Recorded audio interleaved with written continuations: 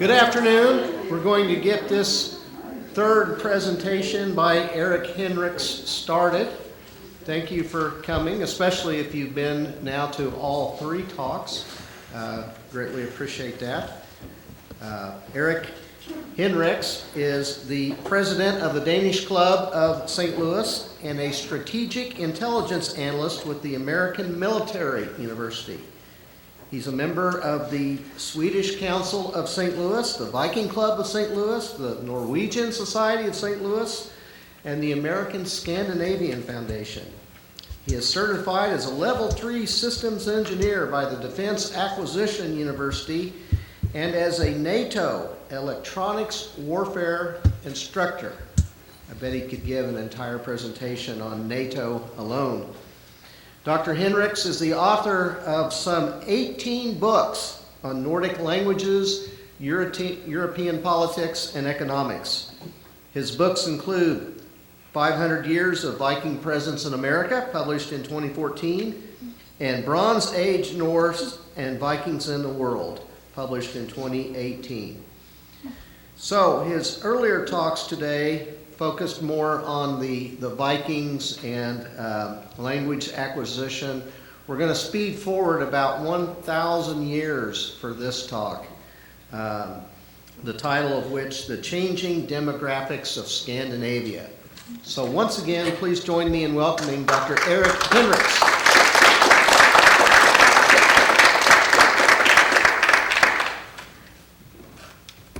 Thank you, Chad. Okay, Bent, can you hear me now? Yeah. Here's my tester. Han förstår mig inte om jag talar på dansk. No, han förstår det. We have one representative from the Faroe Islands. Makes them very unique. The Faroe Islands are 18 little islands in the Atlantic. They were stopping grounds for the Vikings, and he's descended from those folks there. Today they are a colony. I guess you could say a county of Denmark. Okay, so I'm going to talk about more contemporary issues now. Everybody here okay? Fint, udmärkt. Okay. I'm going to talk about some of the educational opportunities for young students. I wish I were in your shoes. There's so many opportunities these days. Okay, and higher education in particular, but other opportunities also.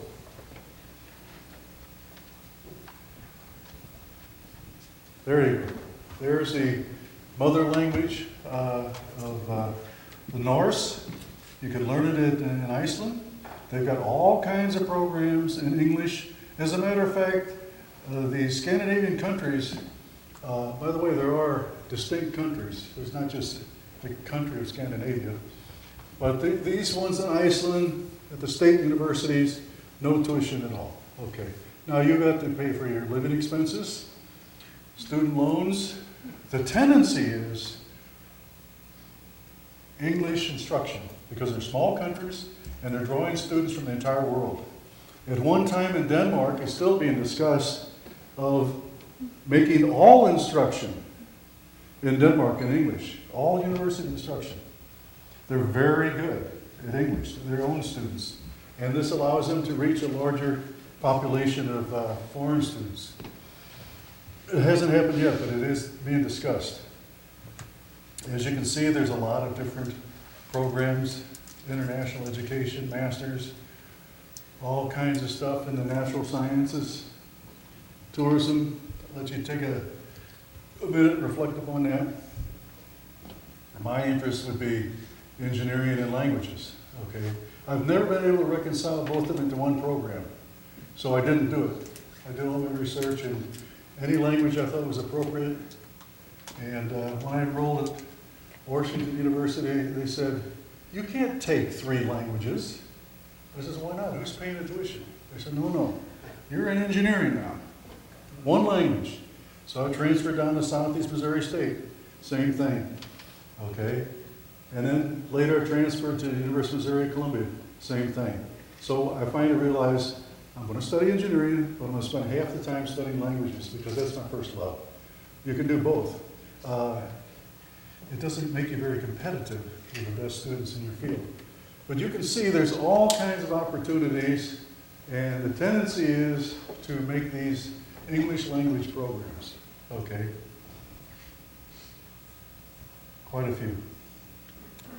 The manatees, all this old Norse stuff, medieval Norse, medieval Icelandic. This is kind of the nature of the things I was discussing previously in the last two lectures. The old Nordic religions. I think I mentioned it to this class that they still have a pagan religion, Asa, and it derived from Asia. Asa itself sounds like Asia, which is the name they gave these immigrants. At that time, they were immigrants from Asia. Okay, so they even have that religion. All kinds of interdisciplinary programs. If you get to the master's level and want to work in a Scandinavian university, you'll probably be able to work over a doctorate totally in English, in almost every faculty. And they're so pleased. Europeans in general are pleased. You know, as far back as 1968, I took some Israelis. I used to be stationed in Italy, and I took them to Rome, to the university. And I asked him, I said, well, how difficult was the Italian? He said, we don't speak any Italian. But their English was very good. And the professors were so happy to practice their English that they were accepted through the entire curriculum. That's the tendency. So we do have we're blessed in this nation that we have a lingua franca, a universal language. Okay, it gives us a lot of advantages over somebody from Somalia or some other place. Okay, so that's the tendency.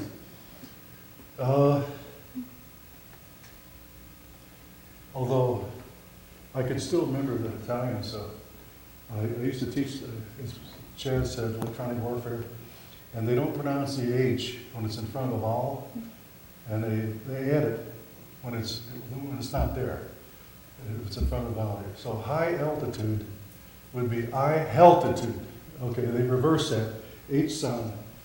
So my instructor there said, you have to learn a different kind of English. He says, Mr. Hinrichs, you know, you study I-heltitude high there. So you get to be bilingual at least. But they're happy to learn English as students, so that's an advantage to you. Okay? Once again, the public universities, and this is true of Norway too, there's no tuition at all. That could be a great saving to a student. If you get your undergraduate degree here and you don't have to pay the tuition, that can save you a fortune. Okay, if you go on, my wife studied for 12 solid years to be a doctor, and boy did she rack up some debt. Okay, if you go into one of the medical fields, I'll talk about that. Those are the most expensive of all, of course, in every nation. You can really have a lot of debt. Karen, my wife, she finished paying her debt off when she was about 50. And if I had known her, I would have got her over to Europe and had her doctorate over there. And it was in English literature too, and she loved Oxford. Would have been perfect. So this is something to think about. There's just minimal fees required, registration fees. What you're going to have to find is accommodation. Okay. Now books are fairly expensive too. In Sweden, for example, they've got about at least 30 online master's degrees. I'll talk about the Swedish degrees too. They're totally free anywhere in the world. Okay. What you have to pay though is the textbooks, which are expensive. So, but you can live at home, and if you only have to pay textbooks and shipping, that's a tremendous expense that you'll save. You can get a master's. We'll talk about their masters, and then they have specialized degrees. They have degrees like one in Stockholm that it's really set up solely for American students. There's the Volkshochschule too. If you don't want academic training, but you want to learn something more skill related or culturally related, you can go to the Volkshochschule. Okay.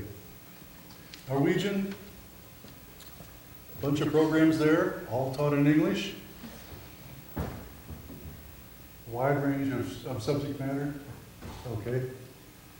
And by the way, for those who weren't here the first couple hours, there's a whole lot of information about history of languages, examples of languages, and so forth that is going to be, it's all part of this presentation of 210 slides. So if you're interested in it, see me afterwards, give me your email address, and I can mail it to you as an attachment to your email. So what you missed this morning, you can get later. Okay. They're highly rated in Norway, top 150. The world history rankings, Harvard is usually number 1, and a lot of that is misleading. If you do an analysis of that rating, it has to do with the size of the foundation. Harvard's got $1 trillion in their funds, in their foundation, and that puts it up high. They also have a high number of Nobel laureates. That doesn't mean that if you're in the bottom of the class at Harvard, that you're getting top-class education, you know. But the school itself is prestigious.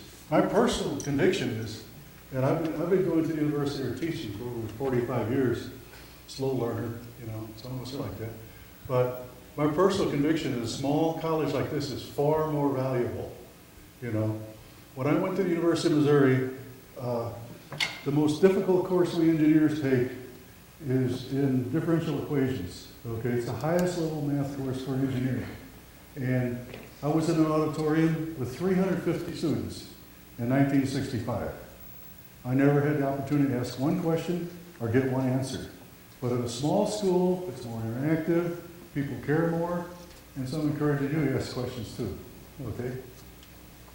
A small school could be, the best undergraduate small school I went to was Southeast Missouri State, ironically, because I was in a master's of physics, teaching physics program, and there were 7 of us at an undergraduate level.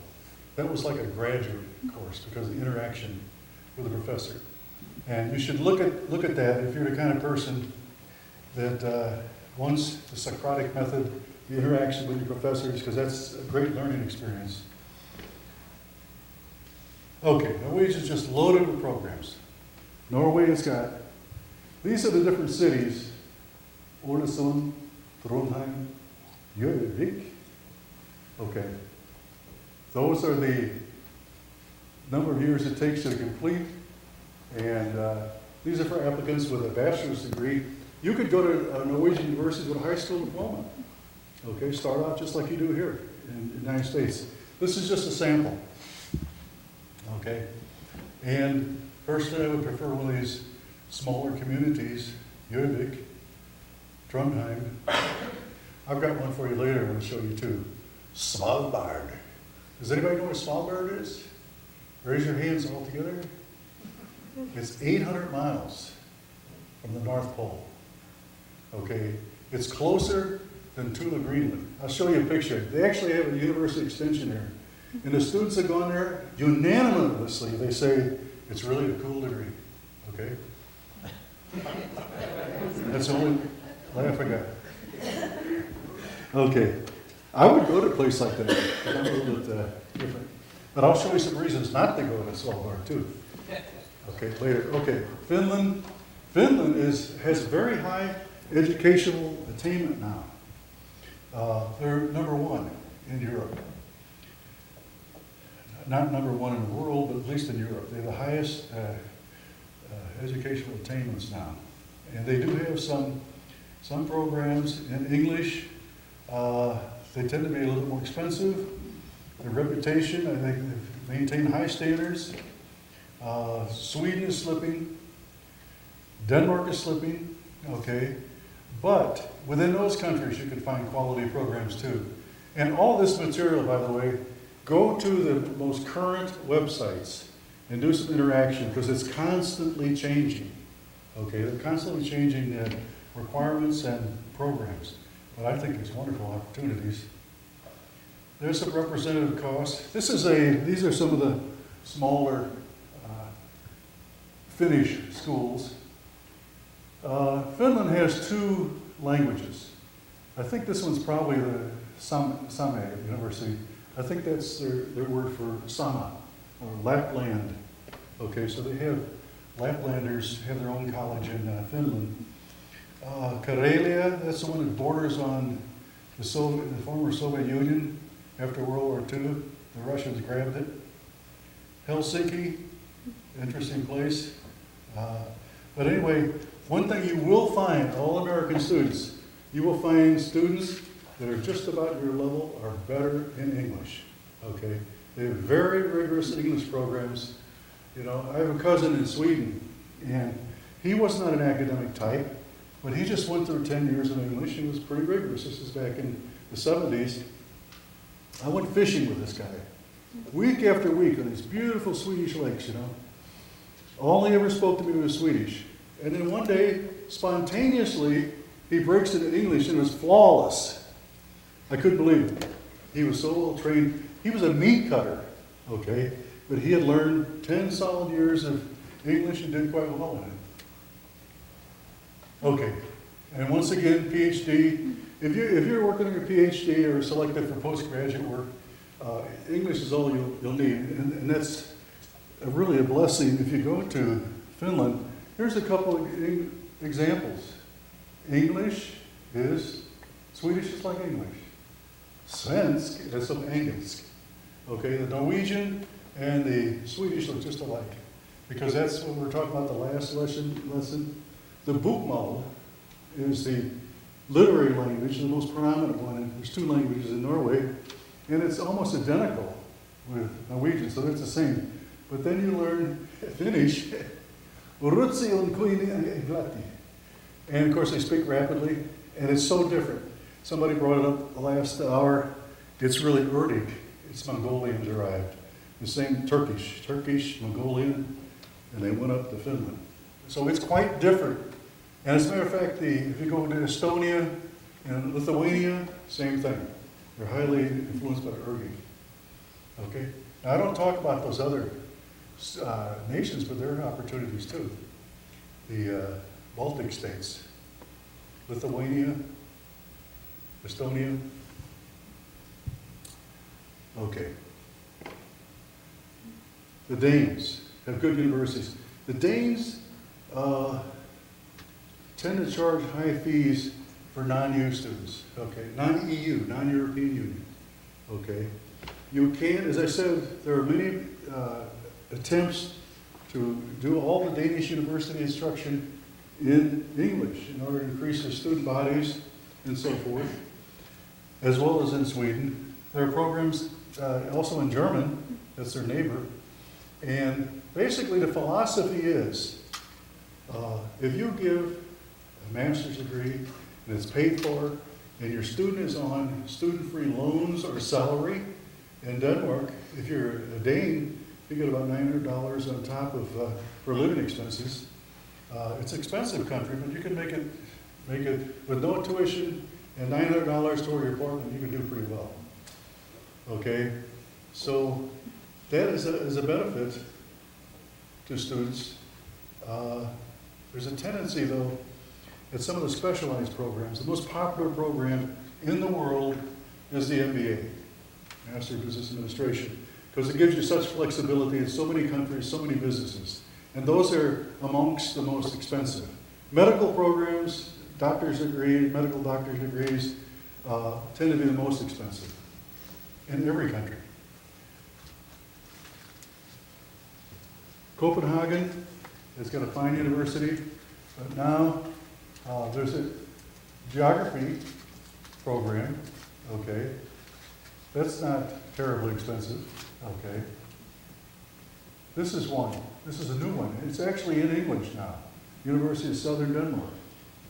They could just tell you came from Southern Missouri. Maybe get a discount, okay? But it's one of the least expensive ones. And before I invested a lot of money into a program, I'd find out a lot about it. And if you get a sponsor, wonderful.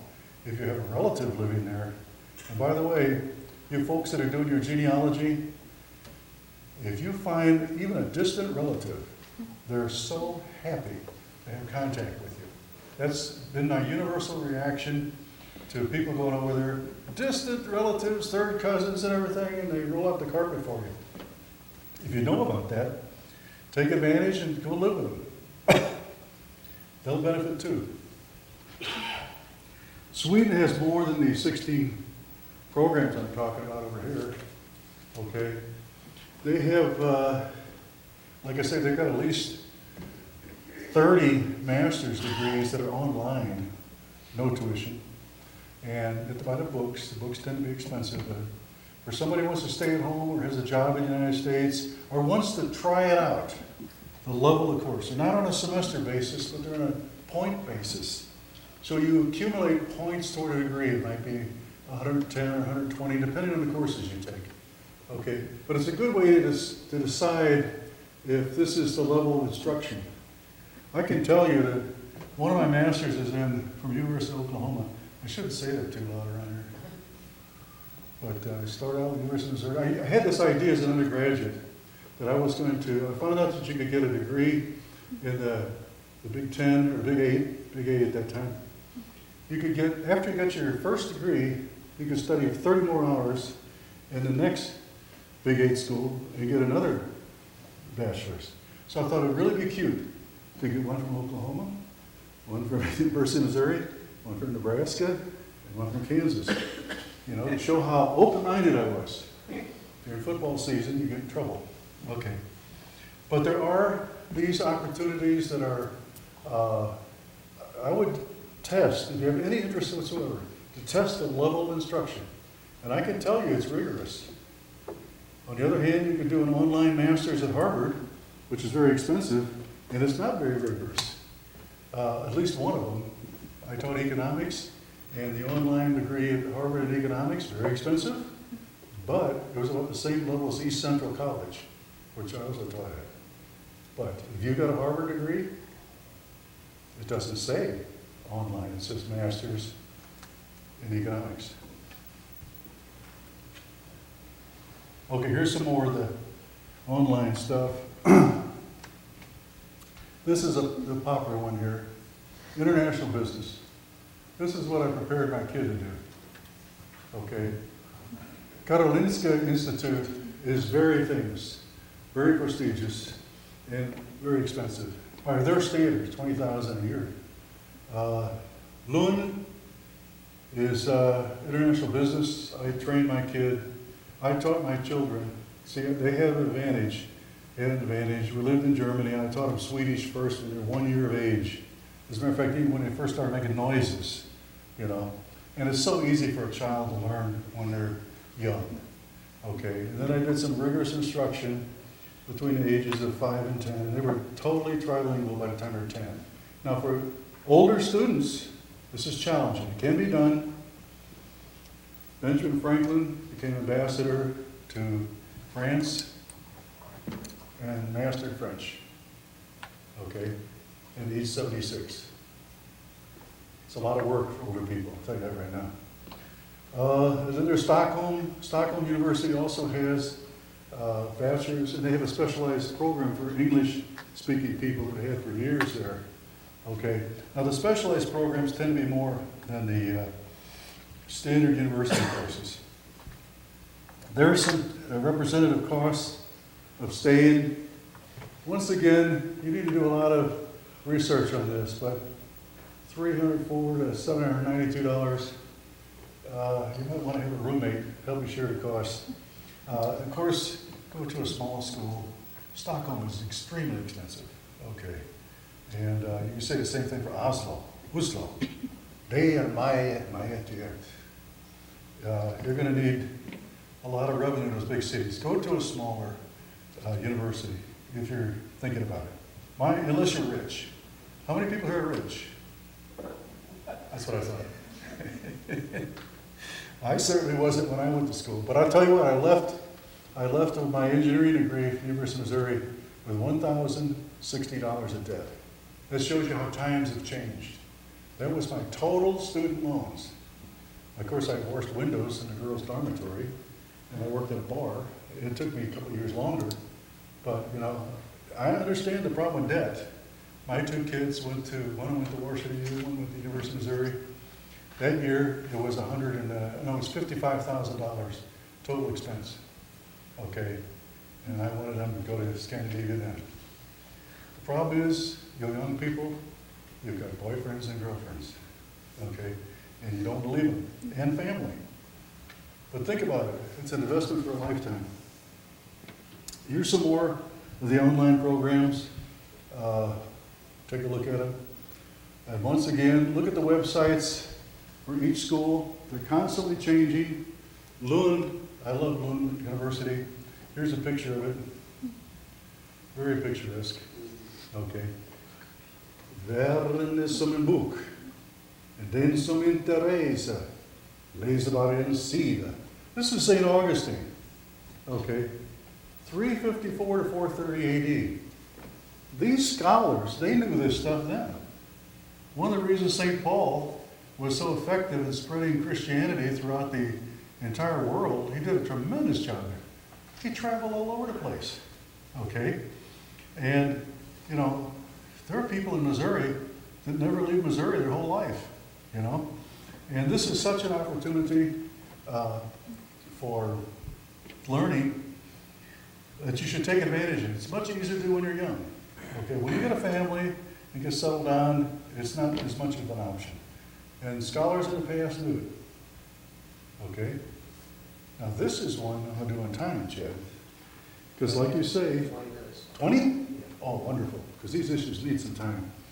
We're going to talk about some of the current issues, just highlight some of the problems and some of the opportunities. NATO, immigration, and politics. Okay. I think I'll come back to that. Well, I should talk about this because she's going to ask me at the radio program next. But Denmark is consistently at the top. And the University of Michigan and the CIA use the same criteria to determine what makes them the happiest nation in the world. Right after them comes Okinawa. You know, unbelievable. But the welfare system, I can tell you from my experience in Denmark, the people relax. They're not insecure. They're not neurotic. They're not worried about their future. Same thing in Sweden. My cousin, the meat cutter, the butcher, I guess you call him, he lost his job. They put him into training, and now he's a computer specialist. Okay, so the education is essentially free for natives. The income there is equitably distributed. This is not the case in the United States, as you know. We have the most skewed income state in the world. Net exporter of food and energy, balance of payments. Okay, we are constantly robbing our children of their future by $300 to $400 billion worth of negative balance of payments every year. And our government leaders, no matter what party they're on, they just expand the money supply, inflate the currency, pay back the government debt with inflated dollars, but we all pay for this in the long term, in terms of higher prices. We need to study these Scandinavian countries. Germany is another good example. Germany has a $400 billion trade surplus every year. That equals our trade loss. A little country like Germany compared to the United States, Germany's got 300, they got about 82, 83 million people, and we have 330 plus a few unknown, okay, basically about 4 times the population, and we're running this huge debt, okay? So that's important in a nation for your sense of security, to know that your government is somewhat responsible, okay? They have very strong currency, universal health coverage and education. This is an important thing. Time with loved person, the people that you love. They're not as materialistic, okay? And anyway, those are the factors that both the CIA and University of Michigan identify. Okay, this is a little quiz I gave to the Danes in the Danish club. They don't particularly like it. Some of it's too much. We won't talk about him. Oh, I did take the Danish Citizenship Test. Now, I've been with the president of the past president, Bent, over here sitting in the front row. He's watching me carefully, make sure I don't make any mistakes. He enlisted me as the president of the Danish Society several years ago, and so I took a greater interest in it. So I took the Danish Citizenship Test a couple months ago, and I flunked it. And I study this stuff, pretty much. But the reason I flunked it, they had a whole lot of stuff about the popular culture, okay, popular music. They give you 40 questions. In the United States, by the way, they give you 10. Okay, and I've been down at the 2nd District Court in St. Louis, and I've seen how they give them the answers, okay. But in Denmark, 40 questions, it's a wide range. Now, a lot of this stuff I've talked about in the last 2 presentations, history and language, yeah, I did well in that. So what I've done now, this is my advice to you, is to, if you're interested in learning language, there's a firm called, online firm called Gucca, Gucca.com, and they have all these popular films. Well, now I have tons of them, but get the ones with 10 different subtitles. The first time you look at it, get the one in the language, maybe get it in English the first time. The second time, do it in the language it's given in, and it really gives you tremendous language practice, okay? And so now, I know a lot of the popular Danish culture. You take the citizenship test again, it's pretty rigorous though. You've got to have a cross-section of knowledge. Okay, here's a good one. For Danes. There's a Dane and a Swede in this picture. This is a Dane, this is a Swede. Does anybody know Sissel? Sissel. Beautiful soprano voice. Beautiful, crystal clear voice.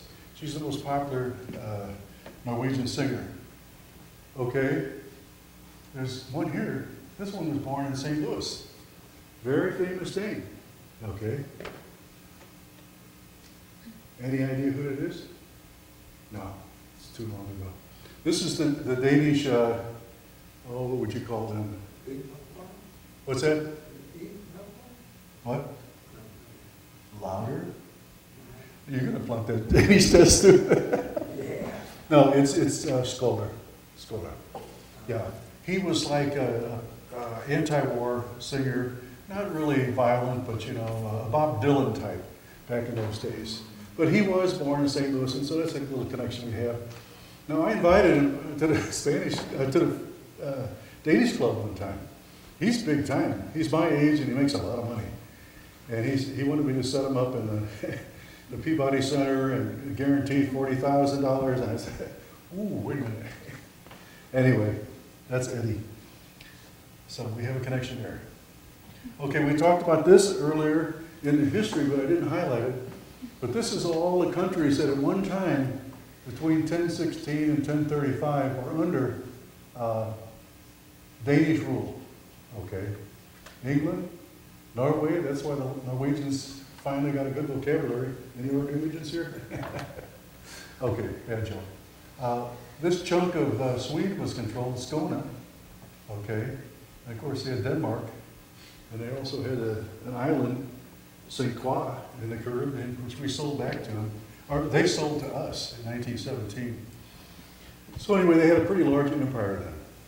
Okay, but these are the kind of things they mention on the quiz. This is a well-known figure. He's at the bottom of Kronborg Castle, Holger Danske, and they've actually got a opera written about him. But this is historical truth. And around 800 AD, he walked to Sarkland. I talked about that earlier, Sarkland. He walked for the first Crusades and fought and walked back to Denmark. Okay? And they have his statue underneath Kronborg Castle. Kronborg Castle is the castle that Shakespeare used to transpose Hamlet into his dialogue there. Hamlet wasn't really from Kronborg, he was from Randers. Okay, now here's a guy that figured it out, that America's a pretty good place to live. Okay? This is the son, Henrik Rasmussen, is the son of the former Danish Prime Minister, Anders Fogh Rasmussen. Okay, so he likes America, and it's the commute to Chicago where he works, you know, no parking, no line of security, so forth. Okay.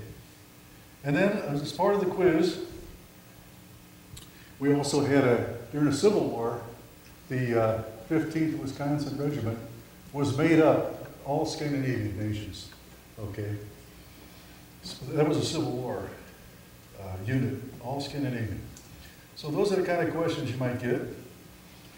Now, on contemporary issues, the big ones, immigration, the relationship of NATO countries to the Scandinavian countries to NATO countries, and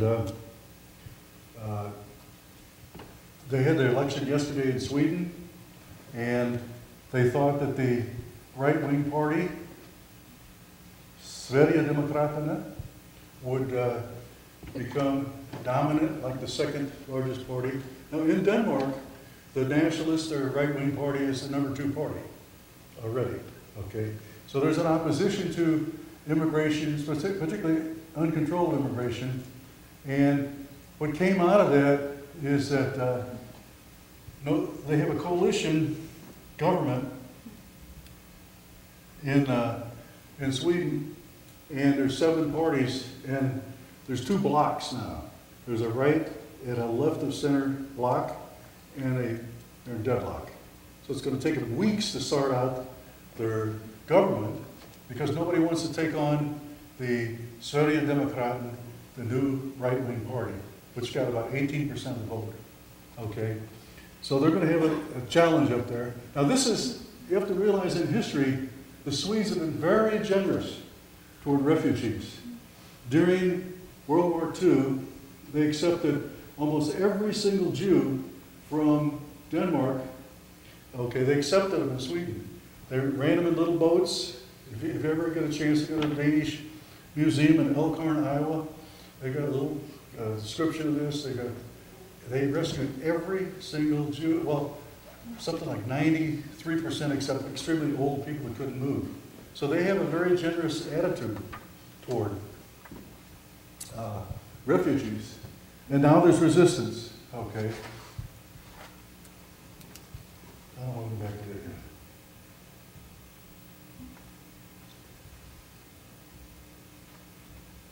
So essentially they're deadlocked.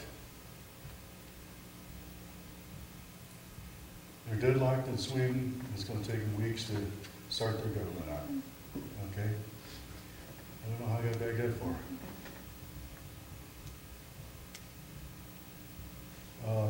As I said, in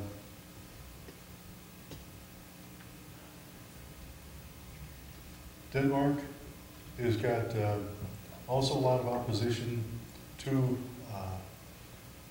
refugees now, because they're a little country. What they're concerned about is not so much the refugees now, but if they have open borders, they may have to accept Turkey. Turkey's got about 80 million people, okay?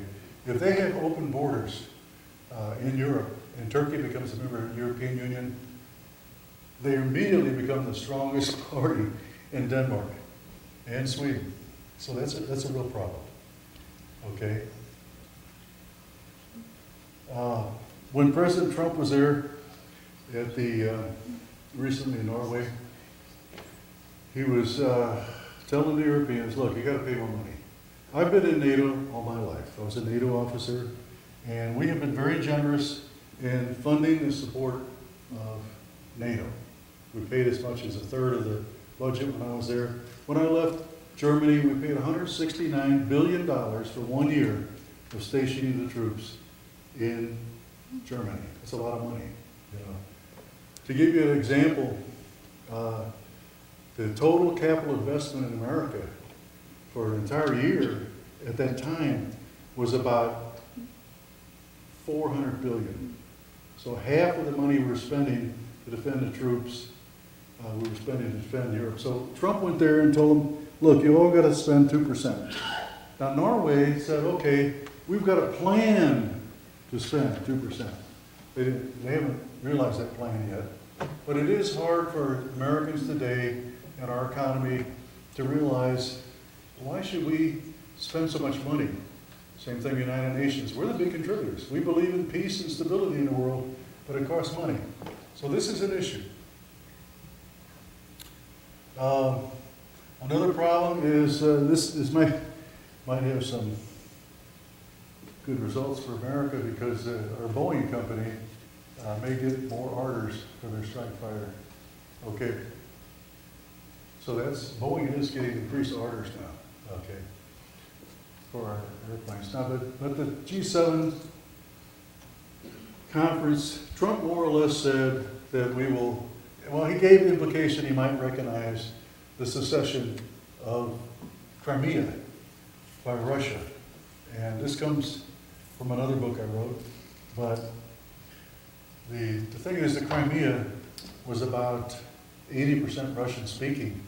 But we were preparing pastors for going over there and say, well, this is the Ukraine. It turns out that even in Ukraine, in Crimea, the island there, plus eastern Ukraine, that the Ukrainians' first language is Russian. They have a long common history, okay? The very word Rus is from Swedish Vikings who founded Kiev, who founded Moscow, okay? They regard it as a common, at least Putin does, a common country, and that's the problem, okay? A common culture. Another problem area is, here's the North Pole, okay? These nations surround it, okay? Nobody thought it was very valuable until they found out there were billions of tons of oil under that Arctic ice. Hard to believe, but it's there. Same thing with Svalbard. Okay, I'll show you a better picture of Svalbard later. But the Russians know about this, and they're very active in colonizing the Arctic, if you will. Even we'll show you a picture of Svalbard in just a minute. They're doing maneuvers, both NATO and the Russians are doing maneuvers. Here's that cool university at Svalbard. Okay, here's Svalbard, here's the North Pole. Here's Tula, Greenland. It's even closer. So, well, there's a university up there. There's polar bears up there all year round. But there's also uranium and coal and oil, okay? And so, here's the German or the Dutch name is Spitsbergen. Okay, it is Norway. But the Russians claim this because 200 years ago, some Russian fishermen were up there, and they claim they saw it first, it's theirs. So that's a problem. Okay. Actually, on the language slide, I never got around to it, but there's a common language for the northern border. Norway borders on Russia. And these fishermen up there, in the language, I get interested in all these esoteric languages. They invented a language, a common language, because they didn't have a common language. Moya o Voya. My language is your language, half Norwegian and half Russian. Okay. They've done maneuvers on how to invade Svalbard, 2017. Okay. The Norwegians, like a lot of people in the world, after the Berlin Wall fell in 1989, I was there with a sledgehammer from Tempelhof Defense Communications Base. I beat big holes in the wall. Okay, I was there. I took all kinds of rubble back. It's another story. I loaded a whole truck with it, gave it to everybody in my organization. Okay? So the Norwegians said, well, the Cold War's over. Am I running out of time? About 4 minutes. Oh, okay. Another problem area. Some of these Norwegians sold this nuclear hardened base in Norway to the Russians. Russians are pragmatic people. Give them an inch, they'll take a mile. Okay? They're slowly encroaching. Now, I'm not saying we don't do the same thing, but this is the problem. And they got it for a song. They got it for about $4 million, and it cost about $4 billion to build. They could take their submarines and sit underneath the mountain there and repair it. Okay, we won't go into the Norwegian. Denmark is not kind to refugees anymore. If you go there and you got money, they're going to take it away from you. Okay? Any assets more than $1,450, but they'll let you keep your wedding ring. Okay, that's a problem. Okay, I've talked about the why the people are happy over there? Okay, I talked about that. Sweden is following, as they always have, even though they're a neutral country, they follow U.S. policies, okay? And when we put sanctions on Iran, the Swede says we won't loan Iranians any more money, okay? 80 cars torched in Sweden, okay? That's in Gothenburg, August 2018. When I was in France in 2014, that year the total number of cars burned up was 40,000, okay? I don't know how much of this is known in the United States. I've never seen it reported, okay? I don't want to see it anymore either. No-go zones, another problem. Okay, there's places where the police no longer go. When they do go to police and fire department, they're stoned. Okay, but here's the one I want you to be aware of: the natural gas. Europe gets a lot of natural gas from Russia. They always have. Okay, there's the routes for people who are interested. They're going to build a second Gulf Stream over here, and it's going to touch in Karlskrona. So they're going to do their maintenance in Sweden, Russians in Sweden. I know Russians. They won't just be doing maintenance. They'll be gathering intelligence. I just want to let you know that we blew it up in 1980. How many people know we blew up the largest gas pipeline in the world? Okay? I've never heard about this in the U.S. press, but I was in another agency then. Another agency. Okay? And this was the largest one in the world. So it's quite vulnerable. But they're using it for economic pressure. Another thing is they moved this Iskander missile, this one here. The Russians moved it into Kaliningrad, so it can now strike Swedish bases. Okay. This is from my book on the Russian-Ukrainian War of 2014. Estonia is up there. And it's a NATO and a European Union, okay? But the next war is going to be fought largely as a cyber war. That's what was my job the last 6 years. And believe you me, that's a problem. Cyber war can turn off every light in the United States of America today. Every power company in America has got Chinese Trojans infecting it, okay? If they ever decide they're not going to be nice guys anymore, now we can do the same thing. So it's kind of like a balance of power thing. Okay, I mentioned the election they had yesterday. This is their leader of the coalition, the Sverigedemokraterna, okay?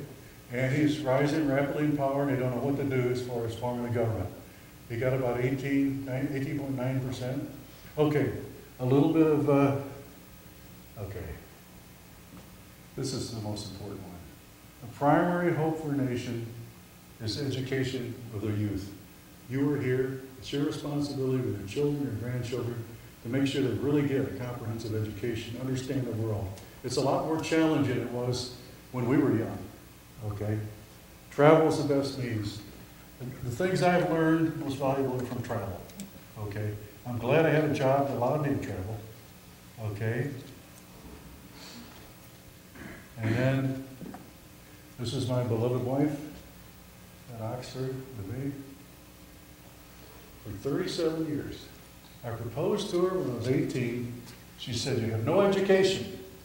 So I didn't have any education, I had a degree. She said, "You're immature." I said, "Well, I'm 18. That explains that." She says, "You're inexperienced in the world, you know." And she says, "No, I will not marry you under these conditions." And I said, "But I love you." Okay, it didn't work. Okay, you need that education, you need an income, you've got to be able to stand on your feet and support a family. 37 years later, she said, "I do." I hadn't seen her for 37 years. Now, it's very important when you're looking for your girlfriend or your fiance, it's very important to be on the same continent. Okay, I wasn't. Okay, that's about all I want to say at this point. Get a good education, you got an opportunity here, and make the most of it.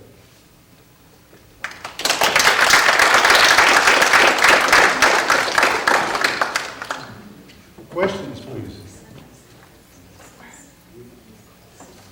Yes, sir. Any comments on the election in Sweden yesterday? Yeah. Well, the Sverigedemokraterna got 18.9% of the vote, and that's most of their districts and provinces reporting. And that changes the balance of power because now they're locked. They cannot form, they don't have enough seats in their parliament to form a coalition government. The two blocks, the left center and the right center, they got something 129 votes each, or seats each, and they cannot form a coalition government. And this third party that rose, they don't know what to do, you know. But it's a reaction to uncontrolled immigration. Yes. Anyone else?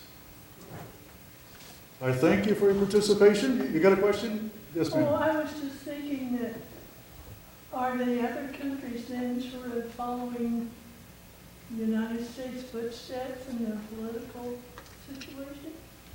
There's different reactions in Europe. Angela Merkel in Germany has let anybody in. Between you and me, it's largely their own responsibility for all the abortions they've had in the last 50 years. In the United States of America, we've killed 60 million babies. We wouldn't need any immigrants if those children had lived and had children. And so they have a serious labor problem. In Germany, they're not reproducing. The average Muslim, the Turk, I know the Turks have 5.5 kids on an average, and some of the new ones have more. And so they're replacing their population, okay? And the demographics is such as that the Muslim population is rapidly growing, and the German population is disappearing. Same thing in Sweden, okay? You have to replace your population in an economy, otherwise you don't have a workforce. It's that simple. You can't kill them all, you know? Take care of those babies, protect them. We love them, okay? And in Denmark, they're getting very restrictive, as I said. Can you imagine us charging refugees $1,450? You know, say, well, you can come, but you know, here's the bill. You know, it doesn't work that way. Okay, that's pretty restrictive in Denmark. Iceland's only got 631 Muslims total out of a population of 330,000. It's the size of St. Louis. Iceland is the size of St. Louis. Small is beautiful. I got to tell you a story. Can I get a minute? Okay. Tell you one thing about a small society that really impressed me in Iceland. I went to a prison there, okay? And at the prison, the lawyers were playing soccer with the inmates, okay? That was brotherly. And they had a little fence about that high, a stone fence. And one of the guys playing soccer just jumps over the fence and runs away. And they said, he can't go anywhere. And so he spent the next few days in hiding and grabbed them up again. Can you imagine that if we had little stone fences in America? I thought that was a unique cultural experience. If you're going to be in prison, go to Iceland. Okay. You know about the picnic, the Scandinavian picnic? Everybody heard that slide? Go to the websites in St. Louis. The Danish Club of St. Louis will have it all the information. Okay? And Chad, thank you very much for this opportunity. Reached a lot of people with interest in different subject matter. Broad swath, but thanks a lot. Appreciate it.